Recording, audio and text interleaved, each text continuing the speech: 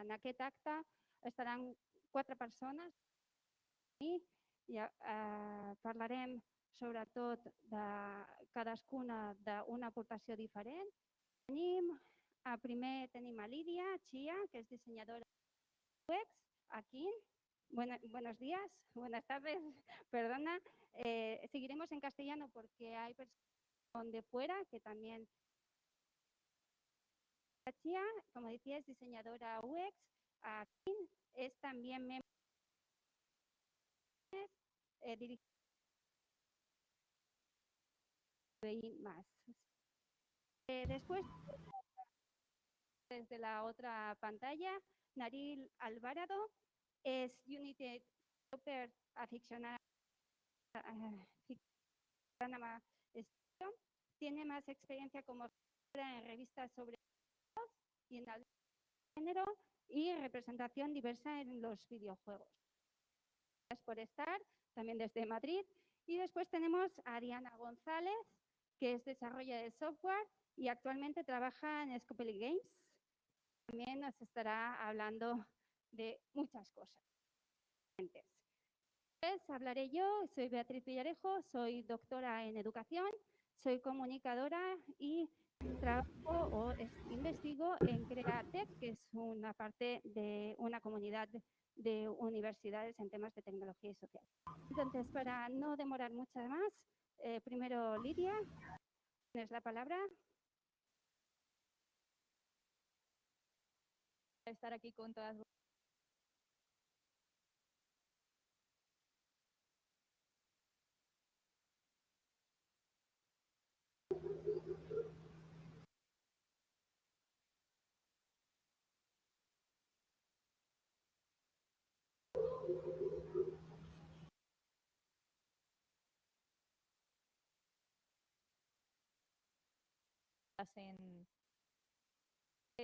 Perdón, inclusión para las mujeres dentro de la empresa.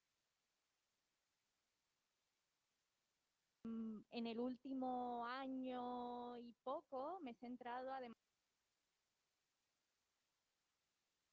en un área que además considero súper. Es algo que haces diseño,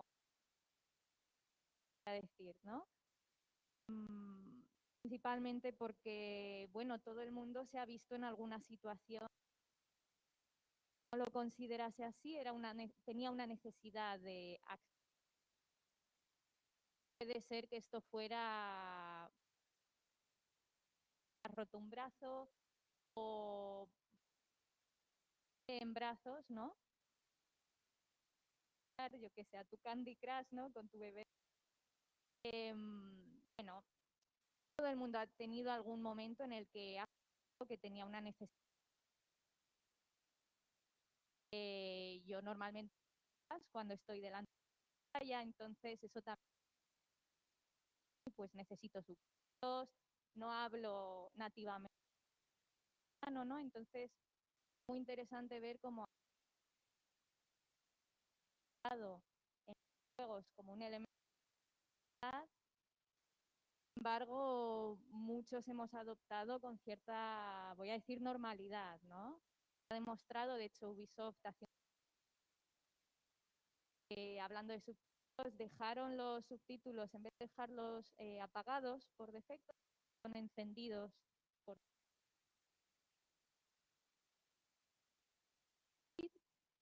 y se dieron cuenta de que como el 95% no los desactivaba de esta manera, lo cual ya es muy significativo.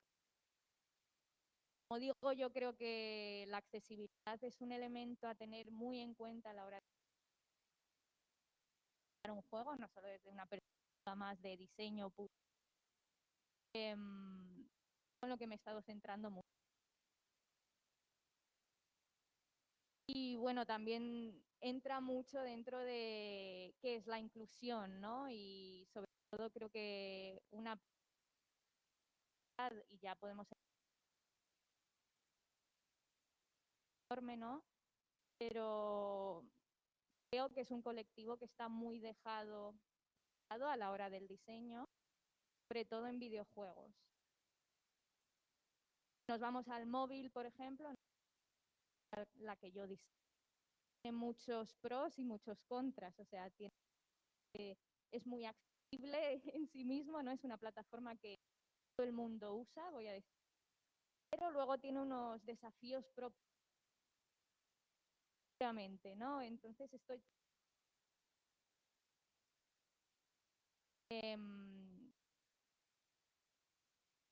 hablando de todo esto. Se estima que el 15% de la población mundial por estos tiene algún tipo de discapacidad.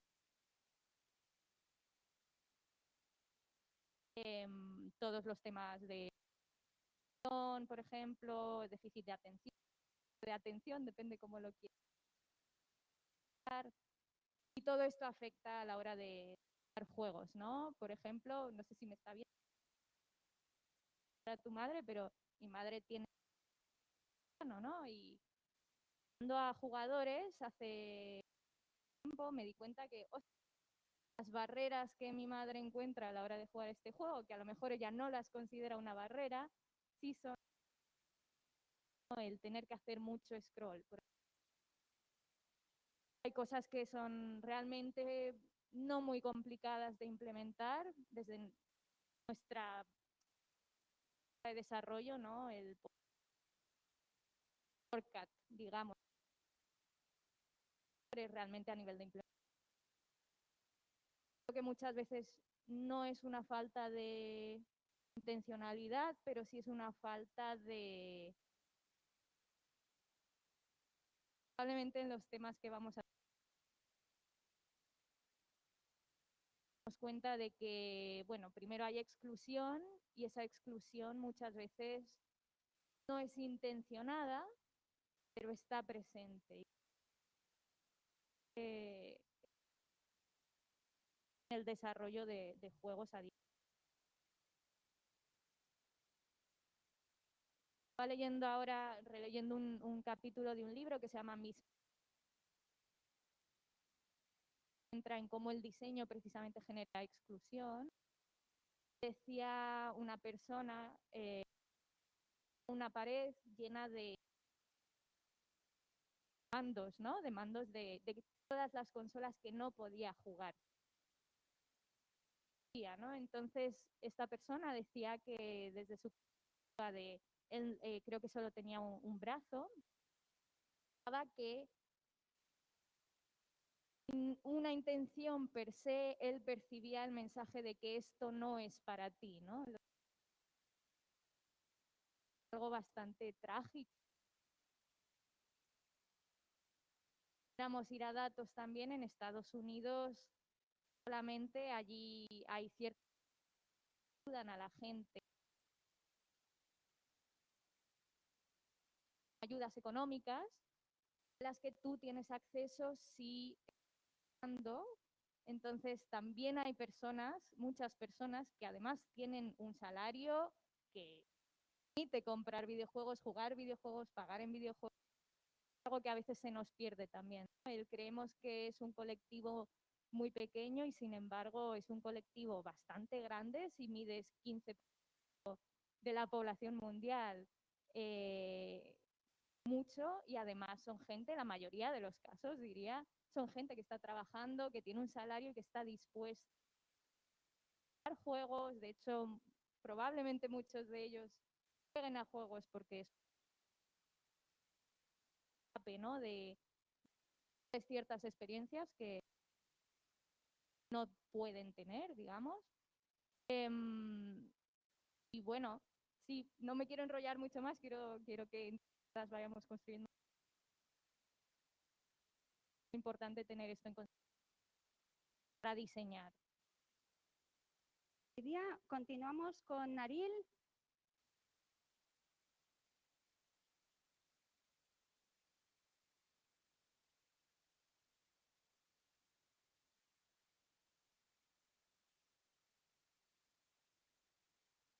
Naril, perdona, tenemos algunos pequeñitos fallos técnicos, pero ahora mismo lo podemos... tienes que desmutear, ¿sí? Ok, vale, ya está. Vale, vale, perdón. Pues soy Naril Alvarado, trabajo como programadora de Unity, de videojuegos, y he hecho varias charlas sobre inclusión, pero escribí el capítulo de Protesto y creo que tiene mucho que ver sobre la inclusión también de representación de personajes, porque lo que hice fue una investigación sobre por qué hay pocas mujeres que desarrollan videojuegos.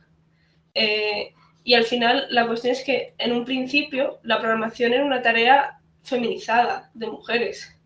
Y al final ves cómo iban a llegar a la paridad de hombres y mujeres que estudiaban para ingeniería del software, pero fue precisamente debido al marketing de videojuegos dirigido única y exclusivamente a niños que las mujeres se sintieron alienadas de los videojuegos y dejaron de tener acceso a, por ejemplo, a ordenadores que se consideran juguetes para niños y tenían una desventaja muy importante. Entonces, creo que no se le da a la representación la suficiente importancia sobre cómo el hecho de verte reflejado en un videojuego, de cómo ver que los videojuegos también son para ti, hace mucho a la hora de que luego las mujeres quieran dedicarse al desarrollo. Un ejemplo es que yo participo en FENDEVS, que es una asociación que se dedica a eso, a buscar la inclusión de mujeres y personas no binarias dentro de lo que son todas las esferas de los videojuegos. Y, por ejemplo, antes mencionaba, por ejemplo, el Candy Crush. Muchas mujeres juegan al Candy Crush, pero el hecho de que su identidad, ¿no? La identidad del desarrollador, no coincida con su género, sexualidad, tal, hace que nunca se planteen las muchachas que juegan videojuegos en gran parte igualmente que los chicos, a lo mejor hay un 40-60, nunca se llegan a plantear desarrollar. Entonces, también el hecho de que los videojuegos sean siempre hacia hombres blancos, cis hetero, es súper importante a la hora de consumirlos, y creo que siempre tenemos que buscar experiencias que no siempre para todos, pero sí que existan experiencias para públicos más diversos.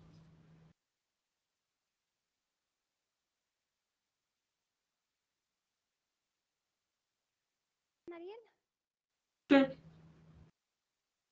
Vamos a Diana y hacer una conversa a las... Diana, perdona. Bueno, yo soy Diana, como software developer y como Naril menciona, este es un sector muy... También he participado para la inclusión de la mujer en las STEM y la inclusión del colectivo LGTBI+ en los videojuegos de mi empresa. Yo venía un poco a traer un tema que es el de la tokenización versus a la diversidad real en los videojuegos. Al final, los videojuegos también son un reflejo de quien los creamos. Y la falta de diversidad en los desarrolladores se refleja un poco al final en los personajes que conforman un videojuego. ¿A qué me refiero con el tokenism o la tokenización? Sería cuando en un videojuego aparecen personajes que en realidad no tienen un papel protagonista más allá de su identidad sexual o su identidad en general. Sería el caso de personajes, NPCs, donde su historia o su interacción con ellos se va con su característica diversa. Para mí esto no es incluir diversidad en los videojuegos. Es muy importante entender que para realmente conformar diversidad tenemos que ser conscientes de que el colectivo LGTBI debe ser representado con personajes de importancia, secundarios, personajes jugables, incluso personajes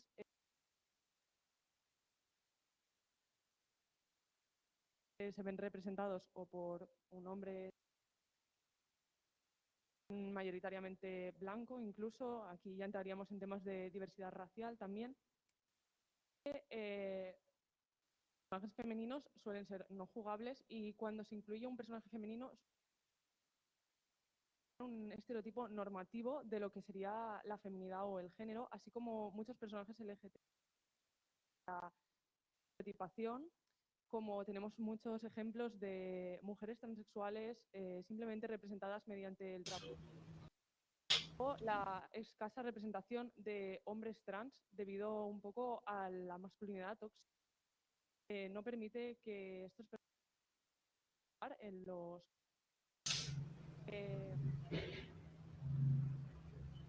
va diciendo los personajes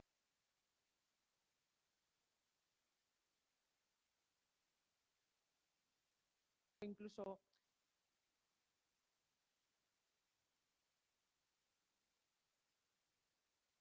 100% protagónicos o 100% malos, les da una moralidad gris, son gravemente criticados, sobre todo si no performan.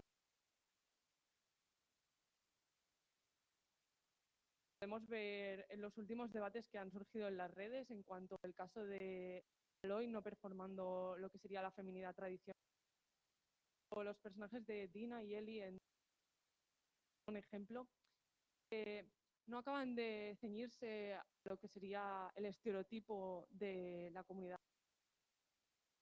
Incluso son personajes con moralidad un poco gris, por así. No solo a la mujer se le suele dar un rol o villano de expresar otras personalidades o como si se les da luz realidad 100%.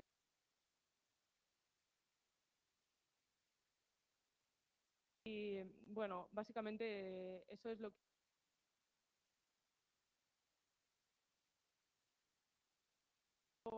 los que no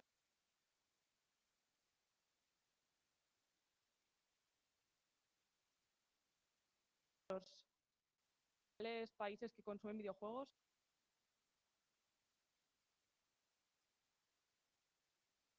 o yo que trabajo en el segmento de la monetización, los pagadores o los payers, es decir, la gente que gasta dinero en videojuegos en su día a día, en muchos casos también, por lo tanto, ya no estamos en una minoría, ya representamos un segmento significativo, pero bueno, nos incluyen dentro de las minorías como el colectivo LGTBI. Lo que vengo a decir es eso, que no permitamos que en las minorías, aunque vamos teniendo más fuerza social, nos conformemos con representaciones más pobres o menos elaboradas, sino que tenemos que ir a por papeles más protagonistas. Y creo que esto también está un poco de la mano en lo que comenta Naril, en que las personas que desarrollan los videojuegos, los crean y los piensan, por así decirlo, también tengan esa cierto en cuanto a diversidad.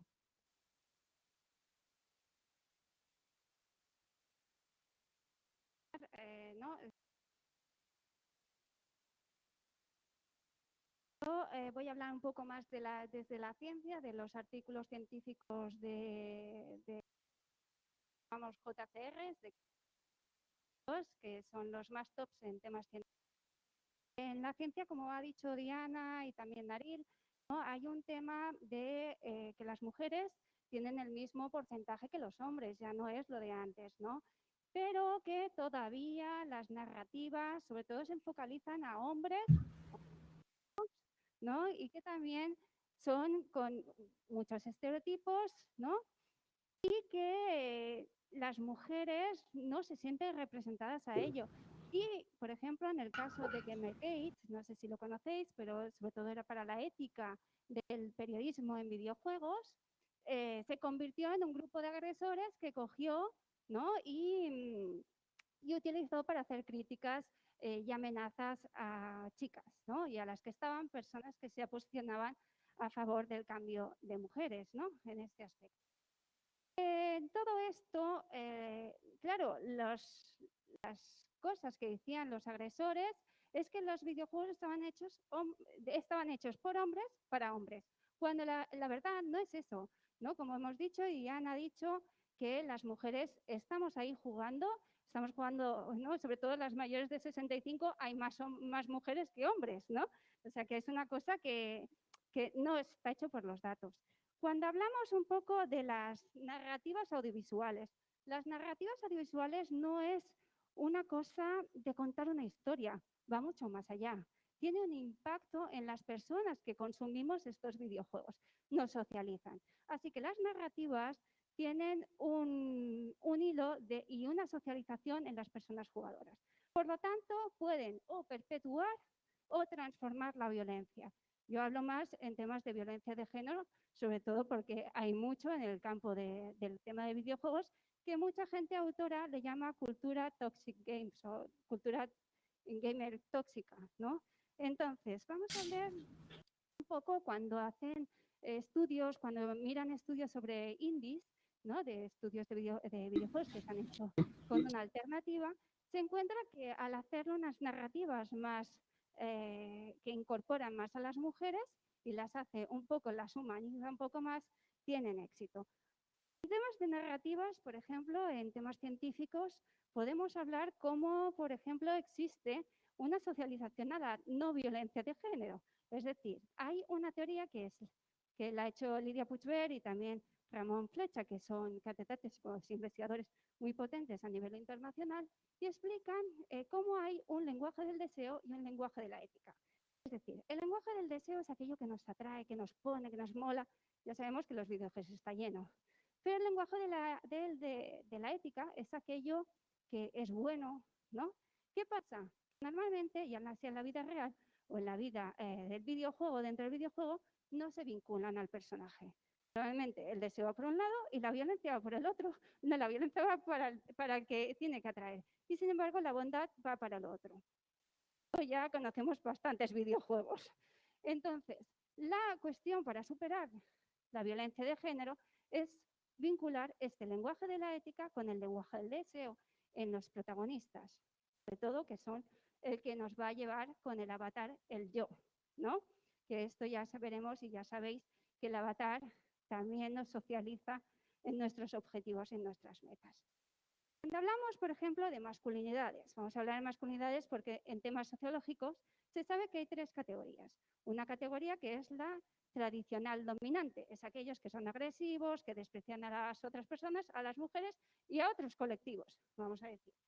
Estos son los que a veces se ha conocido como el malote, ¿sí? Y entonces esto socializa a las chicas, a las personas que atraen a los hombres a una violencia y posibilidad de tener o desear a una persona violenta. Hablamos de la masculinidad oprimida. La masculinidad oprimida es muy conocida, sobre todo por los boomers y los millennials. Los otros, ya el grupo Z habla de otra manera, pero eran los pagafantas, ¿no? Ahora mismo se conoce como Sims, ¿no? Pues un poco el que no genera violencia, pero la deja pasar, por lo tanto está contribuyendo a ello. Y después estamos las nuevas masculinidades alternativas. Las nuevas masculinidades alternativas, que hay chicos que son de esta masculinidad, que generan atractivo y por otro lado tienen valores. Entonces, vincular también esta realidad que existe también en la sociedad, vincularlo a los videojuegos, que salgan personajes de este estilo, vinculando los dos lenguajes, es lo que hace transformar y socializar a las personas jugadoras en otro tipo. Esto es un ejemplo, pero vamos a ver en temas de mujeres cómo ellas mismas, los videojuegos son positivos. Hemos mirado que hay respuestas cognitivas, mejoras de salud, sociabilidad, ¿no? Hay muchas cosas positivas en videojuegos. Pero cuando hay un tema de un avatar sexualizado que no te representa, lo dejas o no sabes qué hacer porque no te genera ese deseo de jugar. Hablamos de avatar, que ya sabéis que el avatar es una extensión también un poco del yo, sobre todo cuando explicamos narraciones en primera persona. Ya hemos visto ejemplos en estudios como un avatar puede hacer un cambio saludable en tu dieta. Tú le pones al avatar una comida saludable, tú, curiosamente, también promocionas esto. Hay muchos estudios respecto a esto. Cuando hablamos un poco más de toda esta inmersión, ¿qué pasa con las mujeres dentro y fuera del videojuego. Hay estudios que muestran que hay acoso, hay que hablarlo, hay acoso dentro y fuera del videojuego.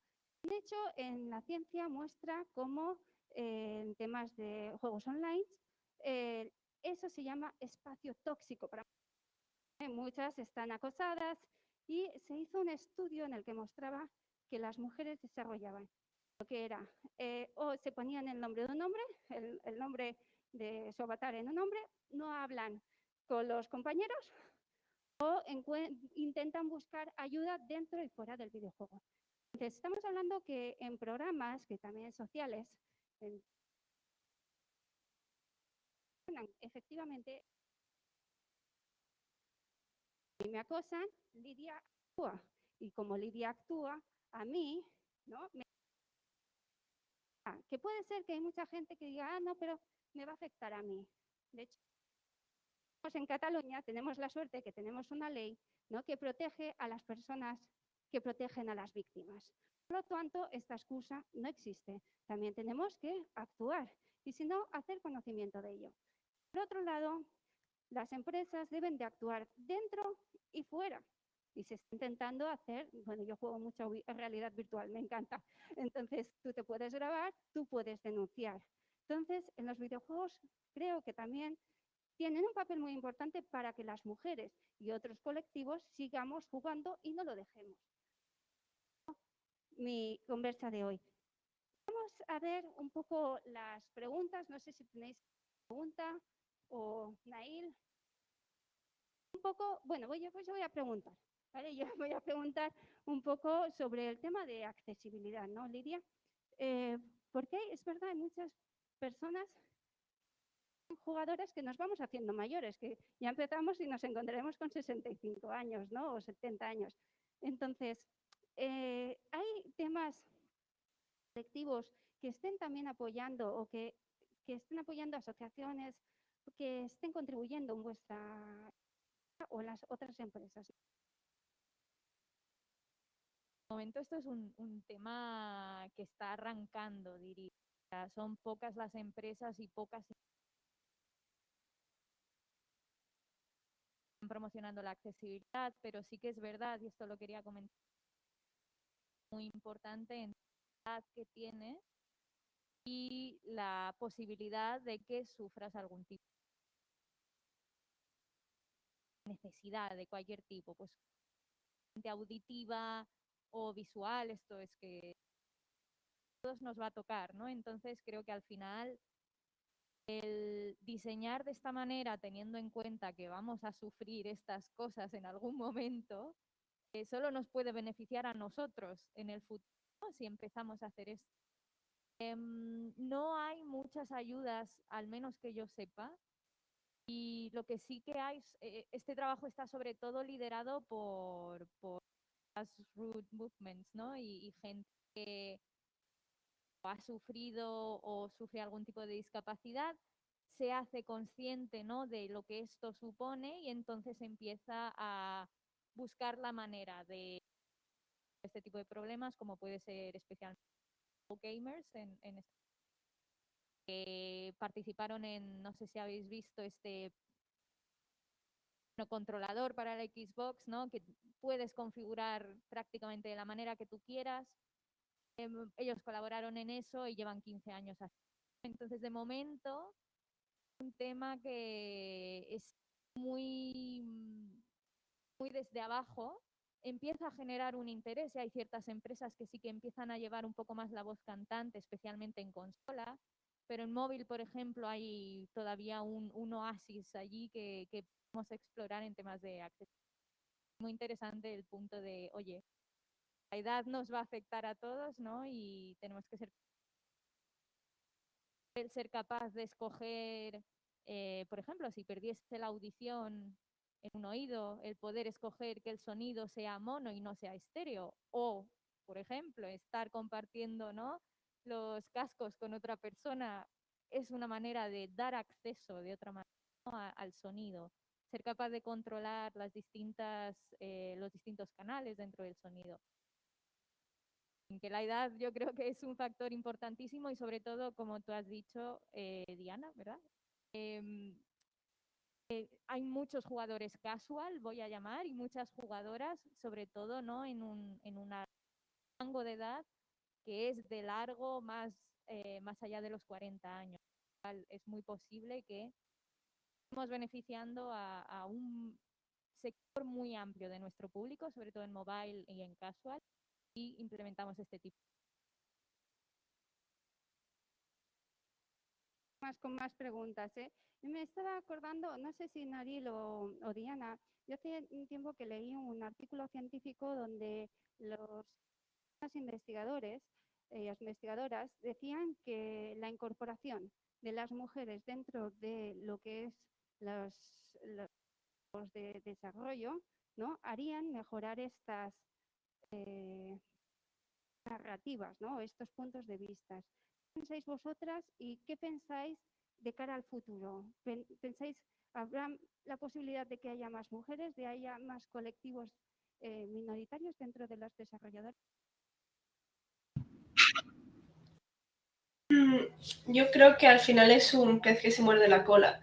El hecho de tener más mujeres dentro del desarrollo va a traer nuevos puntos de vista, nuevas formas de verlo, pero para eso primero tiene que haber, ¿no?, una intención por parte de las empresas de tener una plantilla más inclusiva y a la vez dar una visión más inclusiva dentro de sus videojuegos.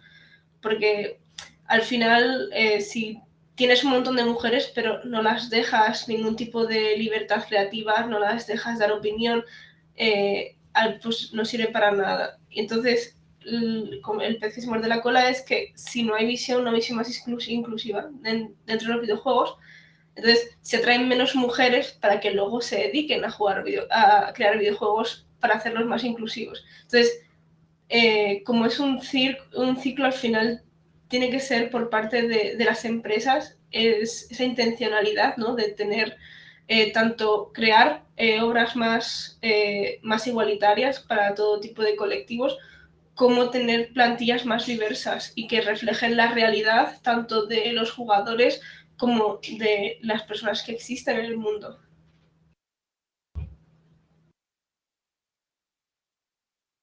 Estoy de acuerdo que incluyendo más personas. Cuando hablo de desarrolladoras me refiero en código, en diseño, en todos los aspectos. Al final eso crea que haya una visión de género distinta o una visión diversa en los videojuegos. Y ahora la verdad es que muchas empresas están optando por iniciativas de inclusión, pero es verdad que por el momento, bajo mi perspectiva, todavía estamos muy abajo en la cadena de lo que vendría a ser el desarrollo. Hace falta que más mujeres y más personas de otros colectivos tomen roles de mando, de toma de decisiones. Y esto al final yo creo que acabará colapsando en esto porque al final las empresas están muy orientadas a la monetización de su producto. No tienes éxito y no podrás continuar en el sector. Y las jugadoras son una gran fuente de este recurso. Compran juegos y todo lo que, aparte de juegos, todo lo que envuelve a un videojuego en sí, DLCs, micropagos. Y si no haces contenido o si no haces un producto orientado a este sector, acabarás perdiendo un potencial consumidor y todo esto acabará colapsando en que se necesitarán personas que den su visión para que estos productos sean más atractivos para las mujeres y para al final cazarlos como consumidores. Y eso sí, siguen haciendo videojuegos no inclusivos, al final la escena indie, como tú mencionabas, va a acabar ganándose a mucho de este público, ya que sí que tienen narrativas mucho más inclusivas. Y esto lo estamos viendo ahora, que en las últimas conferencias de videojuegos los indie han tenido mucho más hype, por así decirlo, por este mero hecho de ser más inclusivos y de tener otros puntos de vista en su desarrollo, que por ejemplo los AAA. Una cosa que quería comentar aquí es que además está ya aquí la generación. Ya estaba leyendo un estudio y me vi muy reflejada en, madre mía, la diferencia que hay y los pocos años que me llevo con esta generación. Como tú bien dices, también van a tener que entrar porque va a hacer los juegos, ¿no? O sea, y por lo tanto es que todo se tiene que ir, no voy a decir renovando, es que no es renovarse, sino que todo tiene que al final reflejar la sociedad hacia la que se dirige. Solo así vas a ser capaz de llegar y además la generación Z es una generación muy centrada en valores, muchísimo. Entonces, creo que es inteligente para las empresas el apostar por diversidad y por la inclusión. Y una cosa que sí que quiero comentar es que para mí no es suficiente incluir, ¿no? Incluir es el primer paso, es fundamental, pero también el cómo manejar esa diversidad es tanto o más importante, porque que tú solo metas a gente que es distinta o diversa, tienes que generar unos recursos para aprovechar esa diversidad, ¿no? Y creo que ahí es donde tenemos que empezar a trabajar más desde las empresas, ¿no? Vale, estamos metiendo gente distinta, diversa, otras perspectivas, pero ¿cómo podemos aprovecharlo al 100%, ¿no? Para que esto de verdad se encamine hacia el producto que queremos crear. Y creo que eso es el siguiente paso que veo que tendrían que hacer. Muy grandes, que puede ser más complicado, da la naturaleza de que a lo mejor no es un equipo pequeño, que sois 4, ¿no? Eres un indie y te entiendes. Voy a lanzar otra pregunta, ¿no? Porque Bueno, quería hacer el comentario sobre esa pregunta. Que también creo que las empresas tienen un poco como el miedo de perder a su base de jugadores, ¿no? Que los hardcore, los que son súper fan, porque es verdad que hay cierto núcleo de ellos que son súper ruidosos en redes, en eventos, pero y es verdad que en general las minorías nos solemos conformar con migas de pan. Nos conformamos con cualquier cosa que nos hacen en la cara y les decimos, uy, qué bien lo están haciendo. Entonces, también creo que las empresas también se están haciendo un poco más inteligentes a la hora de dar a las minorías lo que quieren sin molestar a esa base de jugadores de hombres heteros blancos, principalmente homófobos o no pro LGTB, como por ejemplo hay ciertos juegos en los que sí, puedes elegir un avatar que es una mujer o es una persona LGTB, puedes casarte con quien quieras, pero luego no existe ningún personaje canónico, por tanto, que sea LGTB o que tenga una buena representación femenina. Entonces te encuentras un juego que la experiencia que va a tener el jugador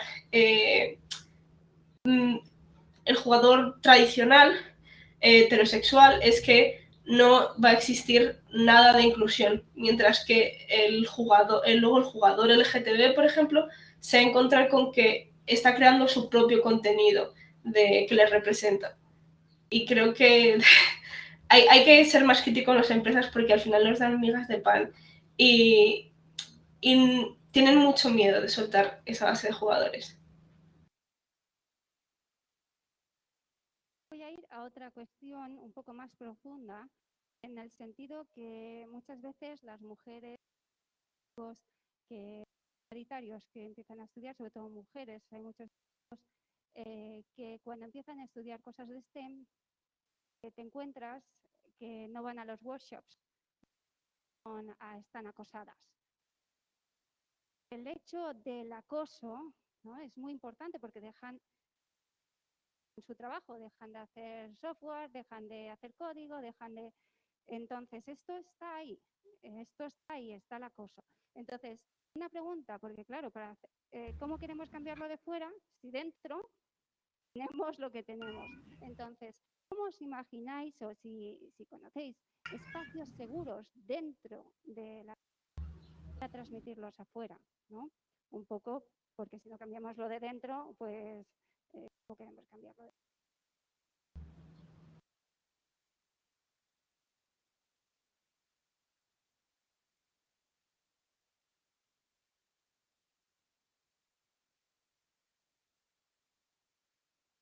años es el trabajo, bueno, primero ver que había atención y libertad de crear grupos donde y hacer juntos a toda la empresa, ¿no? Y aquí hablo de todo. Yo lidero parte de las conversaciones cultural, étnica, racial, y realmente me pareció muy grave que no hubiera un grupo ya en Barcelona, ¿no? Cuando además es una ciudad muy diversa, ¿no? O en otras ciudades, pero no. Bueno, creo que los grupos de trabajadores, las networks que llamamos, a mí me parecen fundamentales. Y darle recursos a esas networks y no solo recursos monetarios, que puede ser, tienes un budget, que está genial, ¿no? Si además tienes dinero para crear estas actividades o hacer un catering, debate sobre una película, por ejemplo. No, también no es solo eso y dar la libertad, es puesta por líderes que invierten tiempo en un push, ¿no? Empujar estas conversaciones a nivel y defenderlas a nivel de desarrollo interno dentro de las actividades de la empresa. No solo, ¿no? Al final, los trabajadores nosotros podemos hacer poquito, ¿no? Podemos visibilidad de ciertas cuestiones, pero al final estamos muy lejos muchas veces de la toma de decisiones. Y yo creo que ahí ese apoyo de más del liderazgo de la empresa es necesario.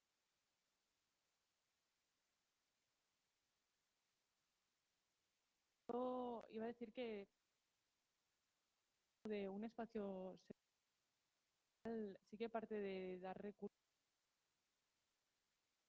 en la propia empresa, pero, o sea, para mí, de estar en diversas empresas y que, bueno, como he mencionado, este es un sector bastante ocupado por hombres, es que la exclusión en un tabú.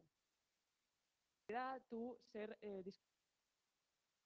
algo que no esté permitido en el entorno laboral. Es decir, para mí esto empieza en el recruitment de las personas alineadas con una serie de valores y si no, no puedes pertenecer a esta empresa. Creo que eso es un gran paso para dar para las empresas. Ten en cuenta en qué valores tú te alineas y que tus trabajadores también estén alineados con ellos para que el tabú no sea ser feminista, por ejemplo. Al final esto es lo que para mí crea un ambiente cómodo y en el que realmente puedes expresar tus ideas de forma más libre y más acorde con tu identidad. Yo, por ejemplo, yo pertenezco a Fenders, que es una asociación, pero también es en parte comunidad y es no mixta. Entonces, porque al final lo que queremos es dar un espacio seguro a un montón de mujeres y personas no binarias que no se atreven, no llegan del todo a atreverse a entrar en videojuegos porque no creen que es lo suyo o que han tenido un montón de experiencias compartidas que hemos tenido un montón de nosotras de una violencia específica laboralmente. Entonces eso les ayuda a desahogarse.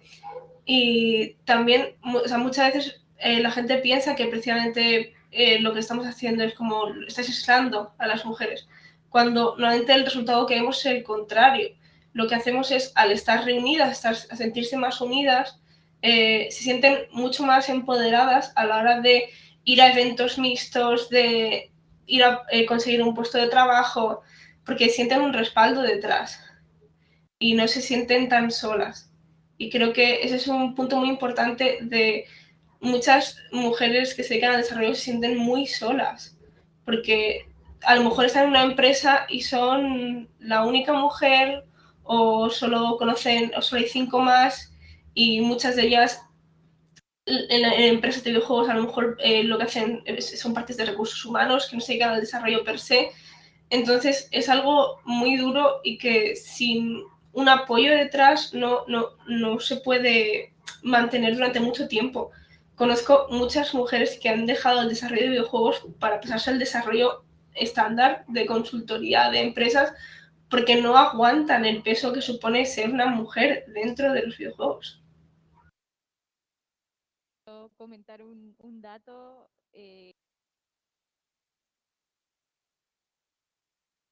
Somos un 16, creo, por ciento en la industria, las mujeres.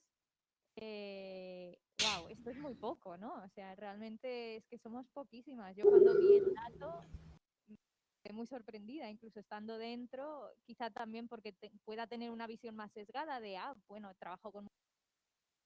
Pero, bueno, que somos solo 16%, ¿no? Entonces, no ves cómo vas a creer que puedes llegar allí, ¿no? También quizá más allá de las actividades internas que hagan, ¿no? También es oye, ve a eventos, aprovecha el talento que tienes, en el que confías, que es diverso y llévalo a eventos donde vas a tener gente que se va a sentir representada por esas personas, sean las que sean, ¿no? Y yo, hablando desde mi perspectiva personal, aunque llevo jugando videojuegos desde, vamos, siempre, nunca pensé que trabajaría en videojuegos ni que eso fuera una posibilidad. No sé si a mis compañeras les pasaría, ¿no? Pero claro, si tú no te ves allí, ¿no? ¿Cómo vas a plantearte que hay un futuro para ti allí? Y aquí ya entramos otra vez que haya en un videojuego.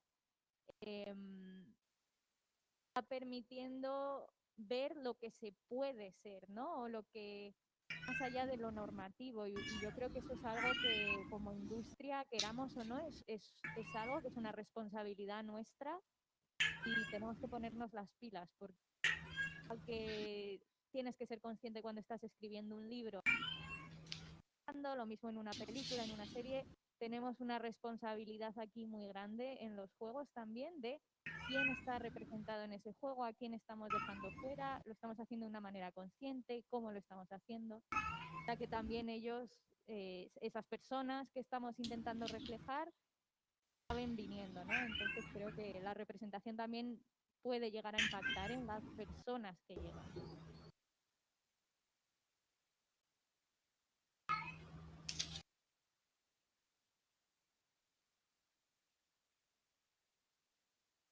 Hola, buena tarde. Muchas gracias. Bueno, lo voy a hacer en castellano. Muchas gracias por vuestras aportaciones. Me han parecido muy interesantes y brillantes. Voy a hacer una pregunta que creo que al final tocará un poco algunos comentarios que habéis hecho a lo largo de la conversación. Es sobre todo de un caso paradigmático que pienso que es del mundo de los videojuegos que ha comentado Diana sobre de las dos de los juegos paradigmáticos que presenta identidades disidentes con personajes fondos, con matices y el tema es que este juego, como ya sabemos, tuvo una reacción muy fuerte a través de redes sociales cuando se presentaron a nuevos personajes de este juego. Reacciones que estaban basadas al final en imágenes filtradas y bueno, sin haber jugado el juego, ya hubo esta reacción negativa por parte de la comunidad gamer, ¿no? Entonces, las reacciones se basaban en considerar que se estaban politizando el mundo de los videojuegos. Ahora que The Last of Us 2 ha sido legitimada por premios, ¿no? en el sector, esto me lleva a preguntar, bueno, esta ha sido legitimado, pero esta reacción desmedida, bueno, o no desmedida, pero bueno, ha tenido esta reacción por parte de usuarios en las redes y en las plataformas digitales, ¿esto puede afectar a futuras apuestas en el sector de los videojuegos? No sé del todo si puede afectar porque Diana, por ejemplo, ha dicho que las narrativas indies, en narrativas indies este tipo de narraciones más inclusivas son las más esperadas. Y Lidia comentaba cosas como es inteligente para las empresas, ¿no? Incluir, viendo también lo que viene de las nuevas generaciones. Pero Naril piensa un poco que quizá lo que siguen haciendo las empresas es dar a las minorías lo que quieren sin molestar a las bases. Entonces, esto me hace pensar si realmente estas reacciones van a seguir parando la apuesta de nuevas narraciones, bueno, que sean así de diferentes o que apuesten por cosas nuevas y arriesgadas. Yo creo que la prueba fehaciente de que esto en realidad ha sido más a ver una serie de The Last of Us. Y para mí esto es representativo de que ya no es solo un fenómeno exclusivo de los videojuegos, sino que va a abrir esa narrativa, muchas capas de disidencia, a un público además todavía más allá del videojuego, con lo cual para mí esto es un motivo de celebración enorme y creo que también es prueba, ¿no?, de éxito. Creo que siempre va a haber empresas que se van a dar, pero bueno, creo que si miramos el panorama en general han ido cambiando poco a poco y siempre habrá indies, ¿no? Y hay quien va a haber otro Gone Home, por ejemplo, pero no deja de haber juegos que cada vez más reconocen esta y que apuestan por mi opinión. En la gente que consume los AAA, que bueno, The Last of Us es un juego AAA, mucho dinero en su desarrollo, viene de una desarrolladora potente y establecida en la industria. Siempre hay como más resistencia a incorporar estas narrativas y creo que ha marcado un precedente. Al final, la primera persona que lo hace siempre recibe el mayor número de críticas y de rechazo. Pero bueno, yo la verdad creo que la compañía sabía a lo que se enfrentaba al introducir a estos personajes. Eran muy polémicos y también creo que mucha gente piensa que y del colectivo LGTBI+ es un tema político. Y yo, por ejemplo, eso no lo comparto. Creo que al final es un tema de derechos y mucha gente se ha dado cuenta de eso con la aparición de este juego, que nadie te está empujando a su agenda política, sino más bien es un tema de derechos, de representación, de lo que podemos ver en los videojuegos y que, bueno, al final, como ya dice, exitoso en parte porque van a hacer una serie, le han concedido muchos premios importantes para la industria de los videojuegos y ese rechazo inicial sí que ha quedado un poco diluido, incluso para la gente que en la inclusión, que tenemos discursos orientados a esta perspectiva, ha sido positivo. Lo recordamos como algo bueno, unos personajes bien hechos, una representación de la mujer diferente y del colectivo LGTBI importante y creo que en unos años se verá con otra luz, se verá como un precedente y un atrevimiento, por así decirlo, en la industria, aunque ahora todavía está un poco en terreno político o pantanos, por así decirlo. Sí, yo creo que también, por ejemplo, como pasó con Horizon Zero Dawn, que estas son discusiones que es verdad que tienen mucho impacto negativo, pero que luego no se ve ningún reflejo en ventas. Venden lo mismo, el público que lo compra. Entonces, al final son un montón de gente que hacen mucho ruido por las redes y que realmente perpetúan ciertos tabús, no cierta imagen del consumidor de videojuegos que luego hay empresas que realmente lo toman como no, hay que hacerlo así, porque no hay que contentar esta base. Pero no es cierto que eso, que eso implique una pérdida de ventas o que el juego vaya a tener menos repercusión o que vaya a ser considerado peor. La inclusión de distintos colectivos al final todo este backlash negativo que se ha recibido, eso ya se ha olvidado. Ya nadie se acuerda de las quejas de que si él y el chico este trans que parecen de las FAS, que si son políticos, ya nadie se acuerda. Ya la gente juega al juego, le ha gustado, ha sido fantástico y ya está. Pero siempre se va a encontrar esa barrera negativa cuando intentes incluir, pero lo que tienen que ver, sobre todo las grandes empresas, es que esa reacción negativa no influye al final ni económicamente, ni se les devalúa como empresa, ni nada.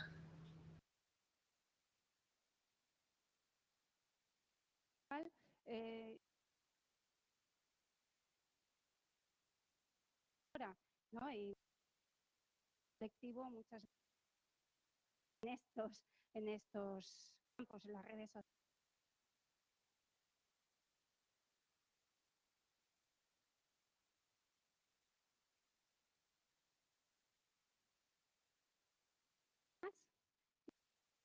A quien rompe cadenas, ¿no? Nunca se acuerda de quién te ha cogido para que no corras o quién te ha dicho que no votes, ¿no? Entonces, ahí está una línea en que tenemos el futuro y el futuro también es el cambio.